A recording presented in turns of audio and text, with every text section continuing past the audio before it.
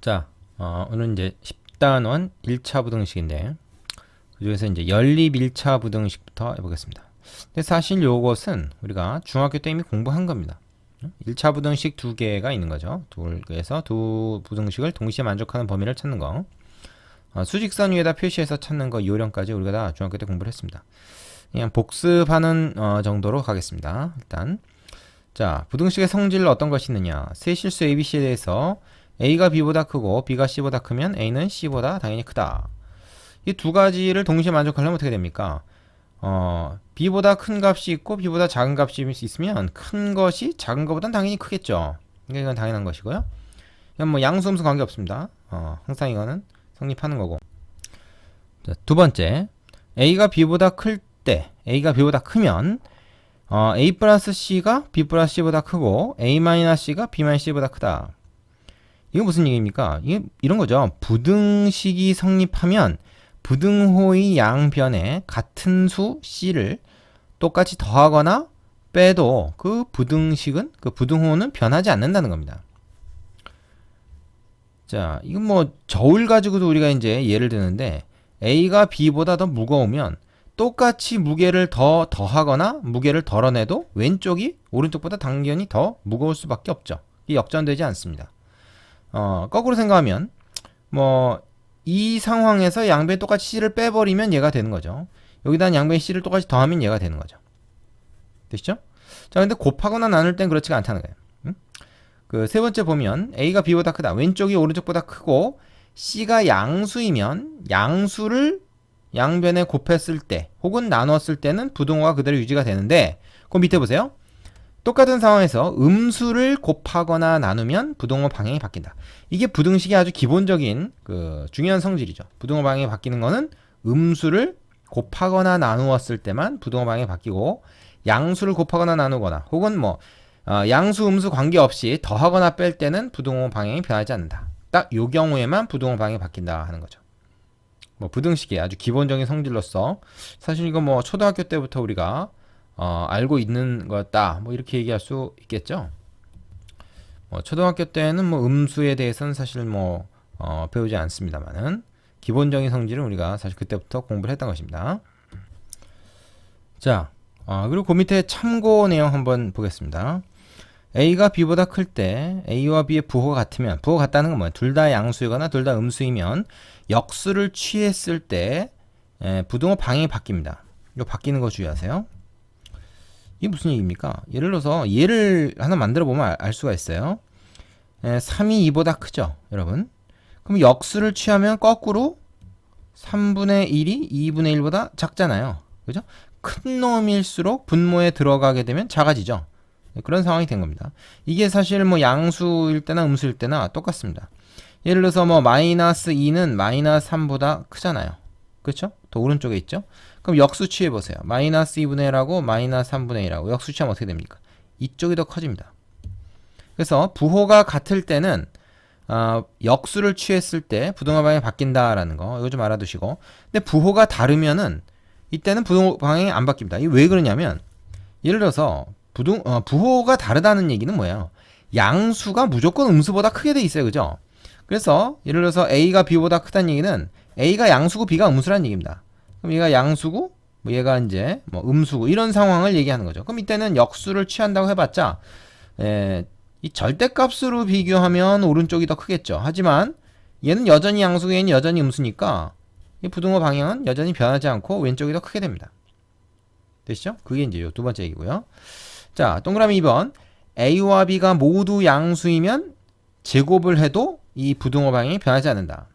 양수일 땐 제곱해도 계속 양수고 큰 놈 제곱한 게 더 커질 테니까 당연한 거죠. 근데 A, B가 모두 음수이면 제곱을 했을 때 부등호 방향이 반대로 바뀐다. 왜 그렇습니까, 이거? 그 모두 음수라는 얘기는 예를 들어서 마이너스 2하고 마이너스 5하고 이렇게 있을 때 절대값이 작을수록 더 커지죠. 그죠? 근데 이걸 제곱을 해버리면은 부호가 둘 다 플러스로 그 변해버리지 않습니까? 그죠?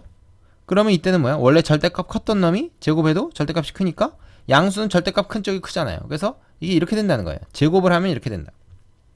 되겠습니까? 예. 그러면 이 두 번째 경우에서 모두 양수거나 모두 음수면 그렇게 된다 그러는데 하나가 양수고 하나가 음수면 어떻게 되나? 그거 한번 생각해 봅시다. 그러니까 부호가 다를 때 말이죠. 어떻게 될까요? 이때는 그때그때 다릅니다. 무슨 얘기냐면 예를 들어서 3이 마이너스 2보다 크다. 뭐 양수가 무조건 음수보다 크다 그랬죠.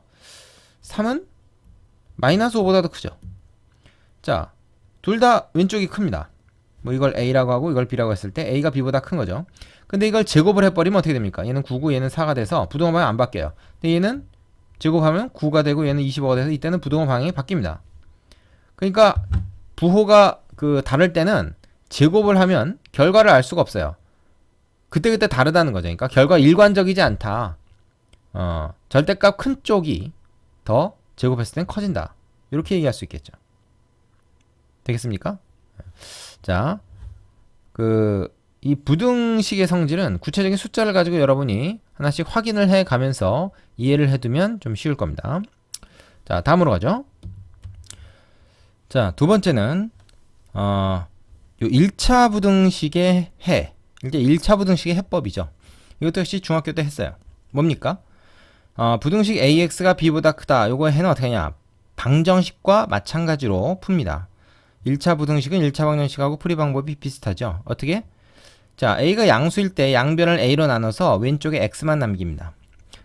양수로 나눴으니까 부등호 성질에 의해서 부등호 방향이 안 바뀌죠. 그래서 X가 A분의 B보다 크다. 이게 이제 요 부등식의 해로 나오는 거예요. 근데 A가 음수일 때 음수로 나누면 부등호 방향이 바뀌어서 A분의 B보다 작다. 이렇게 되죠. 이게 사실 등호일 때는 그냥 A로 나눠버리면 돼요.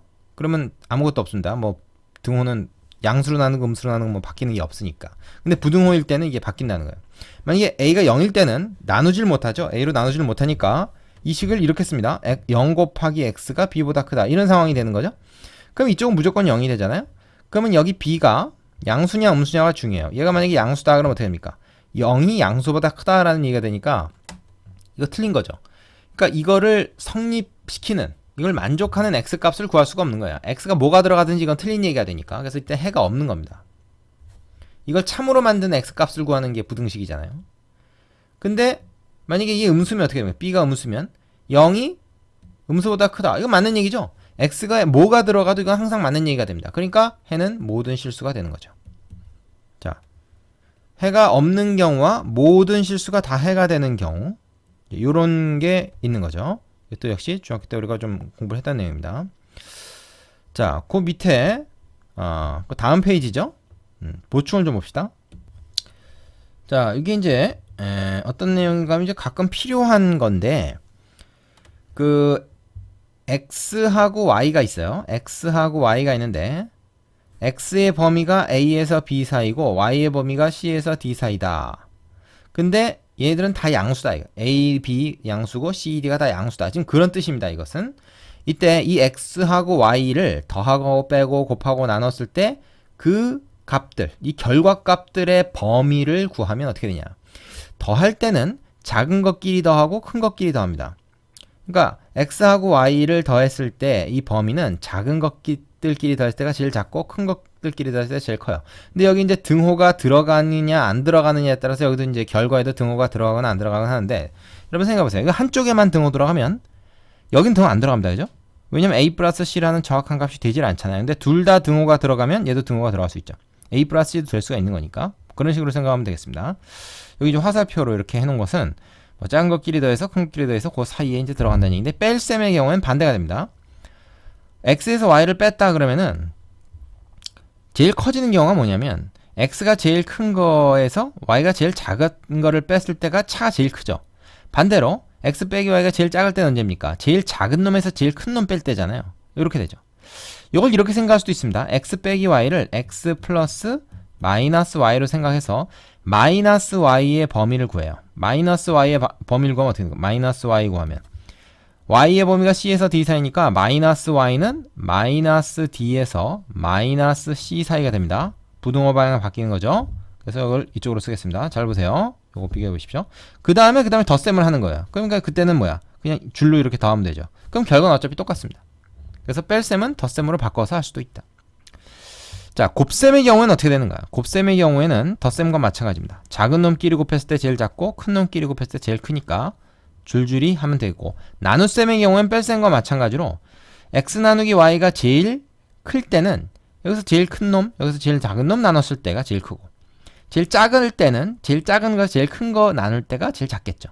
그죠?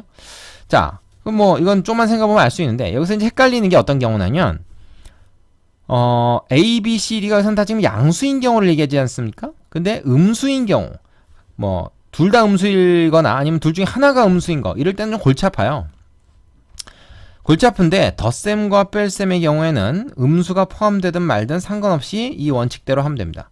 근데 곱셈 나눗셈일 때의 경우가 조금 헷갈려요. 곱하고 나누는 경우에는 이제 마이너스끼리 이렇게 곱하거나 나눠지면 양수로 변하게 되기 때문이죠. 그리고 그 양수와 음수가 곱해지거나 나눠지면 또 그냥 마이너스가 되고, 이게 부호에 문제가 있기 때문에 그때는 일일이 다 따져봐야 됩니다. 양 끝에, 그러니까 각 범위 맨 끝에 있는 것들끼리 곱하고 나눴을 때 어느 경우에 제일 커지고 어느 경우에 제일 작아지는가 하는 거를 다 따져봐야 돼요. 예를 하나 만들어 보겠습니다. 예를 들어서 x가 마이너스 5에서부터 1 사이고, y가 마이너스 7에서 2 사이다. 이렇게 넣어봅시다. 그러면 더하고 빼는 거는 사실은 뭐 이제 줄줄이 하면 돼요. 특히 더할 때는 어떻게 됩니까? 큰 것끼리 더하고 작은 것끼리 더하고 해서 그 사이에 들어간다. 뭐 이렇게 생각하면 되는데, 예를 들어서 이게 곱했을 때의 범위를 구해보면 제일 큰 것끼리 곱했을 때 제일 커지지 않습니다. 오히려 제일 작은 거 두 개 곱한 게 제일 커요. 35가 되죠. 이 마이너스 마이너스가 플러스로 변해버리기 때문입니다. 그리고 제일 작은 경우는 어떤 거냐? 그럼 반대로 뭐 1하고 2하고 곱했을 때가 제일 작냐? 아니에요. 아닙니다. 잘 보세요. 마이너스 7하고 1하고 곱하면 마이너스 7이죠. 마이너스 5하고 2하고 곱하면 마이너스 10이죠. 이따가 제일 작아요. 그죠? 왜냐면 그 부호를 마이너스로 하면서 절대값이 제일 큰 것이 어느 경우냐? 그걸 따져야 되는 거죠. 그러니까 이런 예가 있습니다. 그러니까 이런 경우에 뭐 큰 것끼리 곱한다, 작은 것끼리 곱한다 이게 아니라 일일이 다 해봐야 돼. 부호 때문에 그런 문제가 생기는 거죠. 이것도 가끔 필요할 때가 있으니까 좀 알아두시기 바랍니다. 자, 세 번째, 연립부등식 얘기로 넘어가 보겠습니다. 자, 세 번째는 연립1차 부등식인데, 연립1차 부등식의 풀이는 이 순서로 하면 된다. 각 1차 부등식의 해를 구한 다음에 각 부등식의 해를 수직선 위에 함께 나타내서 공통부분을 구한다. 여기서 핵심어가 이거겠죠. 공통부분. 그렇죠? 자, 요거는 뒤에 이제 예제를 뭐 우리가 연습을 해 볼 겁니다. 그리고 이게 어떤 내용인지 여러분이 지금 다 알고 있어야 돼요. 그죠? 그러니까 연립부등식은 각각의 부등식을 푼다. 그냥 앞에 요령대로 푼 다음에 그것들을 다 만족해야 되니까 공통범위를 찾으면 된다. 뭐 이렇게 정리할 수가 있겠습니다. 자, 요건 이제 교재에 있는 문제 여러분 한번 눈으로 한번 살펴보시고요. 뒤에 이제 개념 확인 코너도 풀어보고 뒤에 필수 예제도 해보면 되는 거죠. 자, 그런데 연립부등식 중에 이렇게 표현되는 게 있습니다. 뭐냐면 한 줄로 이렇게 되는 거죠. 보통의 연립부등식은 어떻게 돼요? 두 줄로 표현이 되죠. 그죠? 뭐 A가 뭐 요 A, 라지 A, 라지 B는 어떤 이제 X에 관한 식으로 보통 많이 쓰겠습니다만은 뭐 이제 이런 식으로 나온단 말이에요. 이게 두 줄로. 이렇게 한 줄로 나오는 경우는 요 가운데 있는 B 요거를 기준으로 해서 어떻게? 요렇게 한번 갈라서 두 개로 나눠야 됩니다. 이거를 절대로 A가 C보다 작다, 뭐 B가 C보다 작다 이런 식으로 갈르면 안 됩니다. 이건 근데 C가 두 번 나온 거죠. 이러면 안 돼요. 이러면 안 되고 반드시 가운데 있는 걸 끼워서 연립을 해야 됩니다. 이 방정식의 경우에는 요렇게 하고 요렇게 하나, 뭐 이렇게 하고 뭐 이렇게 건너뛰나 어떻게 연립해도 상관이 없거든요. 연립 방정식은 그런데 부등식은 그게 아닙니다. 가운데 끼어 있는 거를 반드시 포함해서 두 개의 부등식으로 만들어야 된다. 요거를 잊지 마시기 바랍니다. 자, 그 밑에 이제 개념 확인 코너에 있는 문제, 이거 사실 다 중학교 때 했던 문제들인데 연습 삼아서 뭐 좀 시간이 좀 됐으니까 연습 삼아서 좀 해보고 그 다음에 예제로 넘어가시기 바랍니다. 뭐 쉽다고 그냥 눈으로만 하고 넘기면 나중에 반드시 그 대가를 치르게 돼 있어요. 꼭 해보고 넘어가세요.